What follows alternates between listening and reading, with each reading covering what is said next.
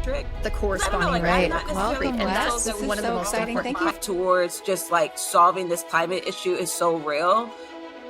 The corresponding and real connection of just being out in the garden for hours and first memory engaging in nature. We're doing, people have to feel a part of it. We can't bring solutions to people. Reducing emissions and being an advocate for electric school buses. Decarbonize that these kids the are concrete exposed to is not just on the bus. Provide new technologies that are just going to save the planet. And she says, today I'm talking with Ryan Panchadsaram, an engineer, investor, and author. And his new book, Speed and Scale, is a comprehensive blueprint to cut greenhouse gas emissions with the goal of reaching net zero by 2050. When we were planning this season, I knew we had to talk to Ryan. So, without further ado, welcome to Degrees, Ryan. This is Degrees, real talk about planet-saving careers. I'm your host, Yesh Pavlik-Slink from Environmental Defense Fund. Let's use our jobs to save the planet. Yesh here. Welcome back to Degrees. It's been a while since you've heard from me, and that's because I added a new human to my family. While I was out on leave, the 2021 IPCC report came out. To be honest, I couldn't bring myself to read it. So when I jumped back into work this spring, I caught up with the report, and friends, I have to be honest, it left me feeling a little doomed. Pandemic, racism, SCOTUS rulings, mass shootings, climate change. What did I bring my precious humans into? In fact, after I read the report, I ended up doom scrolling in bed until I went to bed, quote unquote, and then stayed up much of the night thinking about it. I'm sure I'm not the only one.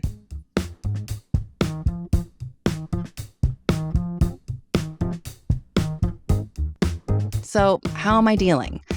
Well, like you, by doing everything I can to fight climate change, and the biggest part of that is supporting people like you. This is Degrees, real talk about planet-saving careers from Environmental Defense Fund, and I'm your host, Yesh Pavlik-Slink.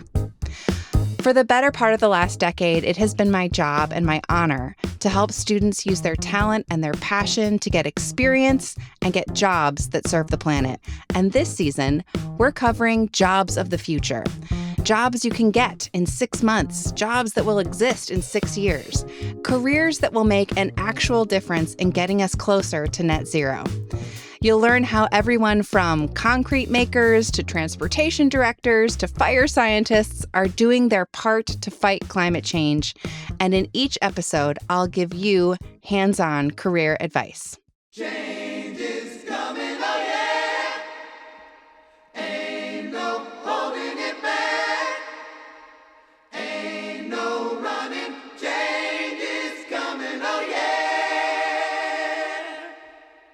One thing that has eased my climate anxiety recently is a new book called Speed and Scale. It's an action plan to get global emissions to zero by 2050. It's written by John Doerr and Ryan Panchadsaram, and they work for a Silicon Valley venture capital firm that is famous for investing in companies like Google and Amazon. And I talked to Ryan about this book because I loved it. It outlines the 10 most impactful actions we need to take to get to net zero emissions and save the planet, and what it means for jobs. Yeah, I know there are a lot of plans out there. I've read a lot of books on this.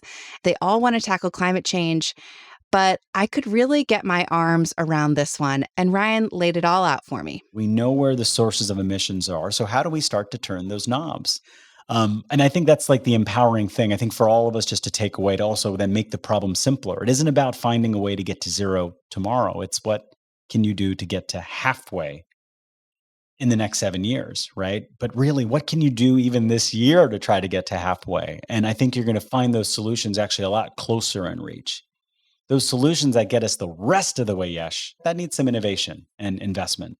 Before we jump into my conversation with Ryan, let me tell you a little bit about him. Ryan is an engineer and an investor, but his first job was actually stocking shoes at the mall. And in his late 20s, his career elevated fast. Ryan worked for President Obama as Deputy Chief Technology Officer in the White House, and he was even called on to serve on the tech team that saved healthcare.gov. That's the website of the Affordable Care Act, and if you remember, it almost imploded. Ryan's obsession is totally different these days. He's now focused on saving the planet. So, venture capitalists are hardly your typical climate change fighters. And you may be wondering, what did these guys know about saving the planet? Well, 15 years ago, John Doerr made a huge pivot. He began investing in environmental startups, and that change was inspired by an emotional conversation with his teenage daughter, Mary. One night in 2006, John and Mary watched Al Gore's movie, An Inconvenient Truth. Mary's response shook him up. She told him, "Dad, I'm scared and angry. Your generation created this problem. You'd better fix it." So John changed his tune. He started learning about climate change and investing in solar panels, meatless meat, and electric vehicle batteries. Ryan saw the film too, but it didn't have the same effect. I saw The Inconvenient Truth. It made me scared about the issue, but I still didn't roll up my sleeves. A few years later, when Ryan was at the White House, his desk was actually down the hall from the Center for Environmental Quality. They were talking about climate change all the time, but Ryan admits that he still wasn't in the fight. It took me to these past 3 years to say, oh, those things I learned from the tech industry, the things that I'm learning as an investor, I can apply them. Joining this fight just 3 years ago, I feel bad that I didn't do it earlier, but I feel so empowered that I'm doing it now because I can see how the skills I have can lead to possible solutions. For the last 3 years, Ryan's been working with John in Silicon Valley. So, John Doerr got him interested in saving the planet? I had to know more.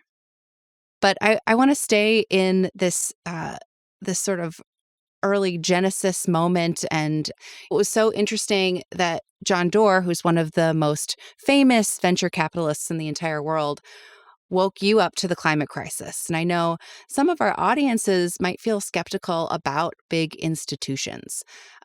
What would you say to our listeners who are in the next wave of the green job workforce, but who are feeling skeptical about trusting a bunch of venture capitalists to lead solutions to climate change? Yeah, I think we should always be skeptical, right? I mean, we are emitting 59 billion tons of emissions because we've relied on institutions to this point, right? And so I think the first question is you have to ask, deep down, is the institution actually doing the right thing, right? Is it just marketing, or is it just them trying to jump on the latest fad? Are the things they're saying actually match the actions they're taking? And not in 2030, but actually today. The one I like to pick on there is like you have a lot of fossil fuel companies that are like, oh, we're green. We believe the future of energy is lower carbon. And to get there, the world needs to reduce global emissions. At Chevron, we're taking action, tying our executives' pay to lowering the carbon emissions intensity of our operations. And you find out they actually spend more money on the budget for marketing that they're green than the actual things. And it's kind of like me. I'm a relatively new dad. My son's 3.5, and I'm like, I'll be a good dad in 2030. Like, that's my commitment. And he's kind of like, yeah, Dad, no, you need to be a good dad today. And so I think when we look at institutions and organizations and even people, you have to see, are they putting their time, effort, and money today where it matters? Not 5 years now, not 10 years, not 20 or 30, right? Making the commitment's okay, but these leaders aren't going to be there in 2050 in those roles, right? Or even in 2030 for most of them. So what are you doing today in 2022, and how does that matter? You asked, how can we trust venture capitalists, or let's just pick apart the last word, the capitalist trying to tackle this problem.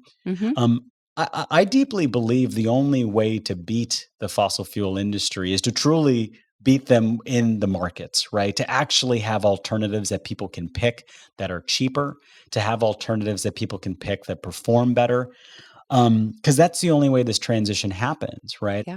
But when the right thing becomes the profitable thing, it'll become the probable thing, right? If the right thing is truly cheaper, the right thing actually performs better than the fossil fuel alternative, everyone will pick it. And so that's kind of the North Star that I think we're really pulling for.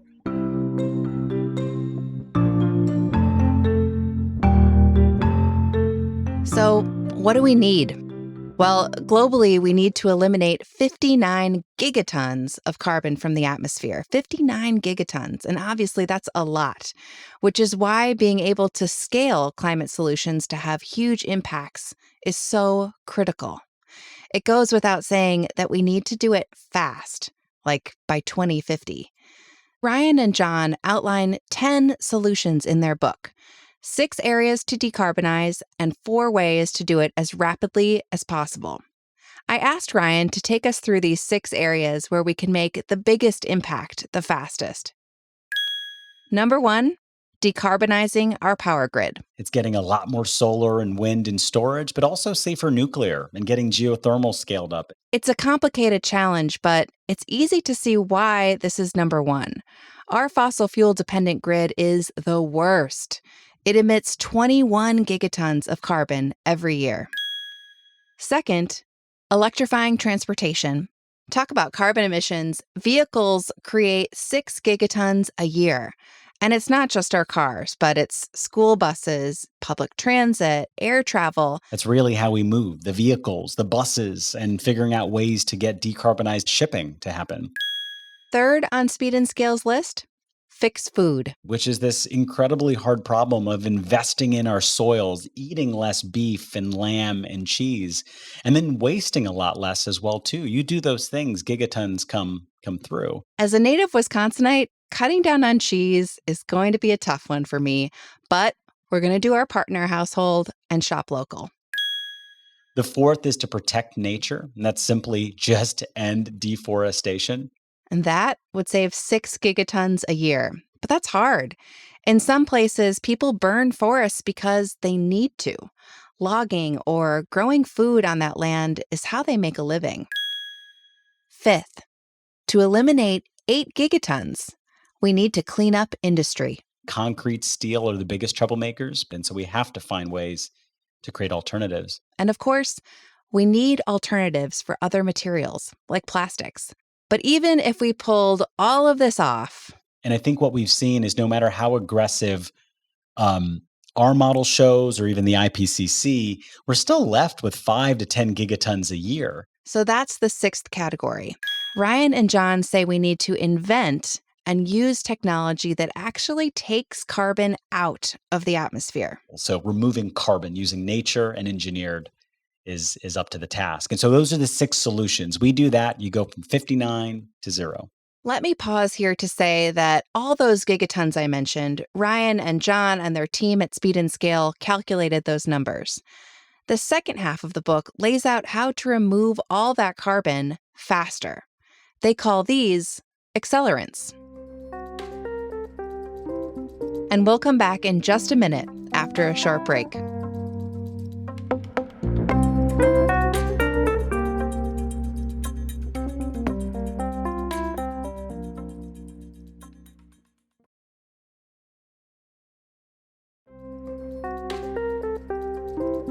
We're back with Ryan Panchadsaram and more of the 10-step climate change plan outlined in the book Speed and Scale.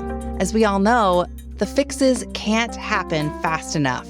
So how do we get there by 2050 and halfway there by 2030? You got to win the policy and politics. You got to turn movements into action, everything from voters to the boardroom. You got to innovate, right? Driving down the cost of green technologies.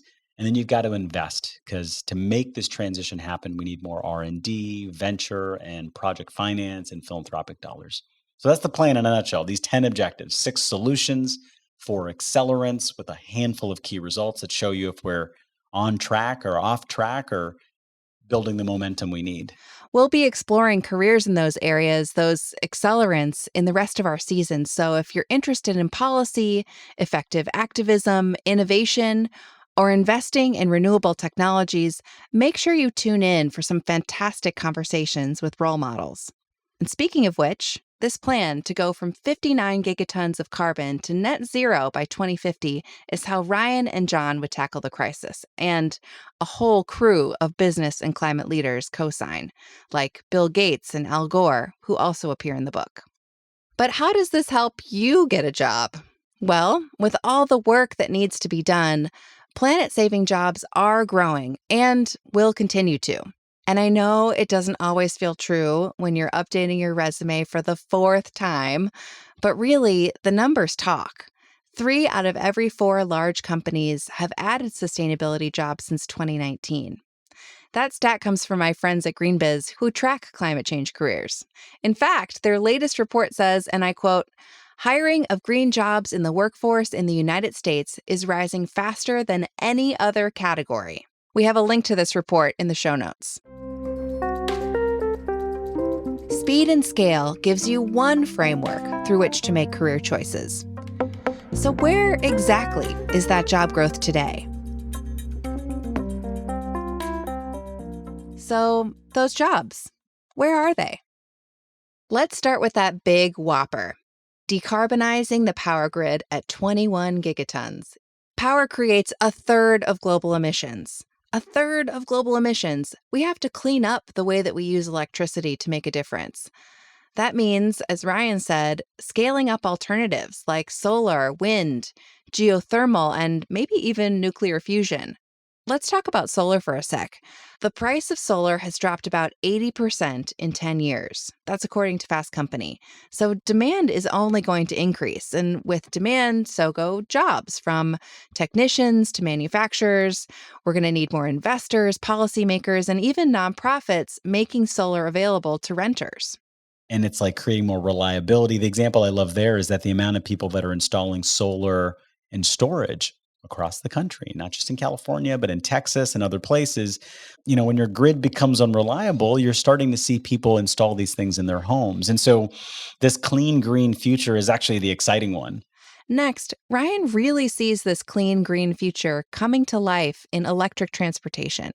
He's pretty excited about the trend and the fact that investors are sinking billions, and that's billion with a capital B, into EVs. You've got this world of excitement that's happening around mobility electrification, right? You've got Ford that's got a Ford F-150 out there. Yeah, the electric pickup truck. After Biden took one for a test drive, he said, quote, "This sucker's quick. The future of the auto industry is electric. There's no turning back." You've got Tesla beating, their million vehicle mark. You've got GM committing to all, right? Like, you have the entire automotive industry making that shift. And so I think the alternatives are appearing. People are running towards them, not always, because it's the clean green thing to do. They're running towards them because they're performing better. I mean, I can feel Ryan's excitement, but I'm with you. Electric cars are still expensive. The cheapest Tesla is $47,000. Clearly, we need more people working on electric transport of all kinds, including finding ways to bring prices down. And there's the charger problem. We have an exciting episode coming up with one of the 2 women who founded Charger Help. It's a startup to make more charging stations available. And what's even cooler, they're actively building a new workforce to serve the charger industry. Now let's take on one of the newest sectors, carbon removal. Literally taking carbon out of our atmosphere. These technologies will capture the remaining 10 gigatons of carbon left over after we've electrified transportation, after we've decarbonized the power grid, fixed food, protected nature, and cleaned up industry. This whole carbon removal category is so brand new. And it is so exciting because you have the momentum of companies in Silicon Valley as well as around the world tackling it, right? From the Climeworks, which make giant fans to capture carbon from the air, to the Charm Industrials, injecting carbon-rich oil deep underground, running tides, planting kelp forests that absorb carbon from the ocean, heirloom, cooking minerals to absorb carbon. My brain is just getting it's just like fireworks that are flying. And I just bought biochar for my garden. It looks like charcoal, but it's not. It's leftovers like grass clippings and residue from food processing, heated at a super high temperature, and it stores carbon. There are also some claims that it improves soil quality and, I don't know, my plants are thriving. I bought a bag at my local gardening store for $20 and it is super cool. And, the thing we remind, though, in the plan, in the book, we say you first got to cut, conserve, and then you can lean on removal. So, that's meant for us in the future for the things we can't replace.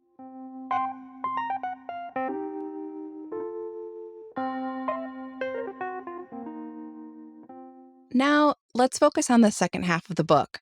4 ways to make these solutions go faster and bigger. That's win politics and policy, innovate, invest, and turn movements into action. For Ryan, some of the most impactful jobs lie in city government, where you can take a climate solution like electrifying public transit and make it a reality. The whole world of policy and politics, it is a full-time job to be running these cities and ensuring that the energy that's flowing into them is working well and the transportation policies are right. Yes, get clean energy. Yes, get gas out of buildings, but also build protected bike lanes. A person who is in the transportation department in any city across the country, in my opinion, is one of the most powerful people on the planet to help the United States or anywhere in the world to decarbonize your city. Think about the job you have is not only laying the tracks for how people move around your city more efficiently, but think about how they do it in a way that's less carbon intensive or zero emissions. Take Chris Castro, a guest on our show from season 1.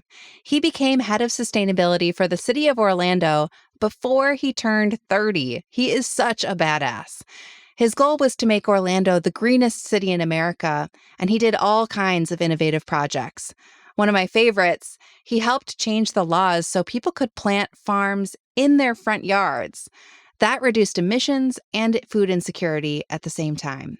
He made such a splash that the White House recruited him to work at the Department of Energy, helping cities across the country become more sustainable. That just goes to show you that climate-saving careers in city government are both exciting on their own and one heck of a career path. We'll put a link to that episode in the show notes. Ryan is also excited about all of the new green careers we haven't seen yet coming down the pike. But then you actually can see these career paths that come from it, right? I am going to be an engineer that's looking at storage, mobility, moving things around, new kinds of planes and engines. And you're like, wow, that's a lot, right? And then you'll look at the policy opportunities, the data science opportunities. Like you just start to see that, this transition is going to touch every part of the way we live, move, eat, and it's going to need a new kind of employee. A new kind of employee. I love that.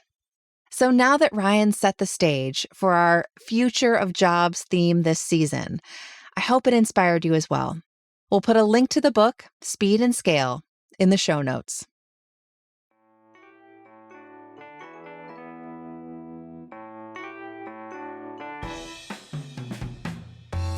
And now I'm thrilled to introduce a new segment. We're calling it Ask Yesh. I'm answering your questions about how to get the planet-saving job you want. We want to hear from you. What's your dilemma? Write to me on Twitter. My handle is Yesh Says. And use the hashtag AskYesh.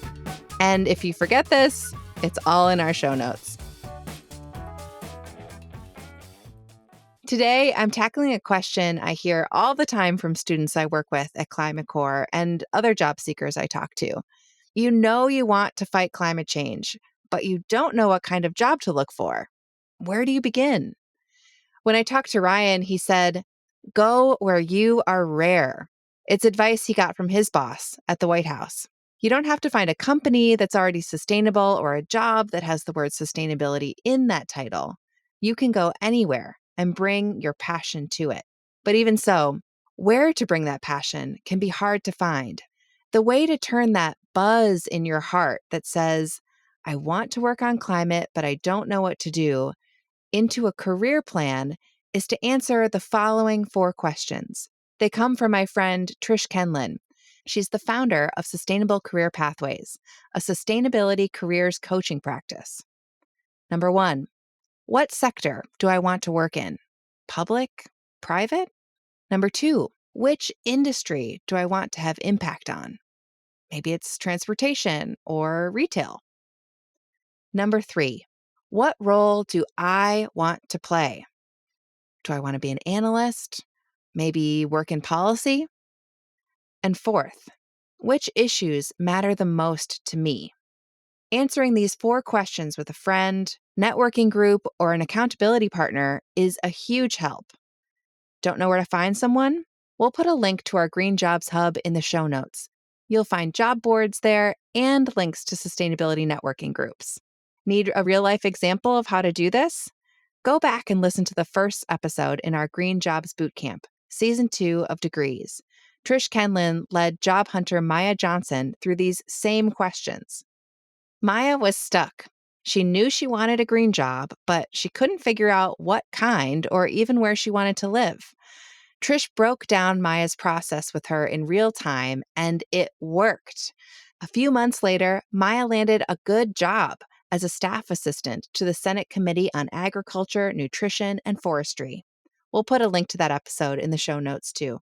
Once you narrow down the infinite possibilities with these 4 questions, it'll be much easier to spot the job that feels right and work on the skills and the network you'll need to land it. And that's all for this first episode of Season 4. Make sure to listen to and follow Degrees on Apple Podcasts, Spotify, or wherever you're listening now. And share this podcast with a friend so you can both tune in each week and hear how you and your communities can collectively help fight climate change. And learn where the jobs are and how you can make a difference.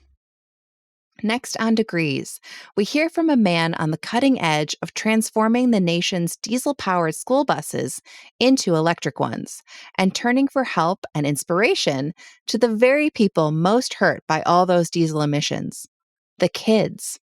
I said, all these different people, they're role models. So you tell me, what is your green job going to be? You pick a career. And if you're going to pick any job, I'd rather you pick one in green career path. So what do you want? And the one guy, Monse, looks at the other guy and says, what's his title? And I laugh because I want him to have my title. It's the only way. We have to hand off the baton to our students. Until then, check out our Green Jobs Hub to find all the resources to jumpstart your green job career search. Degrees is presented by Environmental Defense Fund. Amy Morse is our producer. Podcast Allies is our production company. Tressa Versteg, Elaine Grant, and Rye Taylor worked on this episode. Our music is Shame, Shame, Shame from my favorite band, Lake Street Dive. And I'm your host, Yesh Pavlik-Slink. But the foundation of the show, dear listener, is you.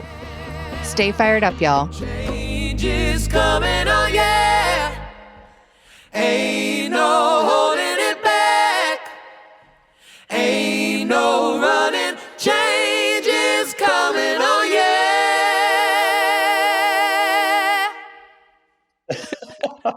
In our extensive research to prepare for this interview, I saw your 2005 performance in the Stanford film Lore, and I am dying to know, Ryan, if they found the treasure or not. I can't end this session without knowing. Oh my God. Did they? Do I remember? Oh my God. Did they find the treasure? It was at Berkeley. Go Bears. That's where I think we did. I think your acting career, you could go back to it at any point, but you're doing amazing things in what you're doing. So thank you for doing what you're doing. We really appreciate this.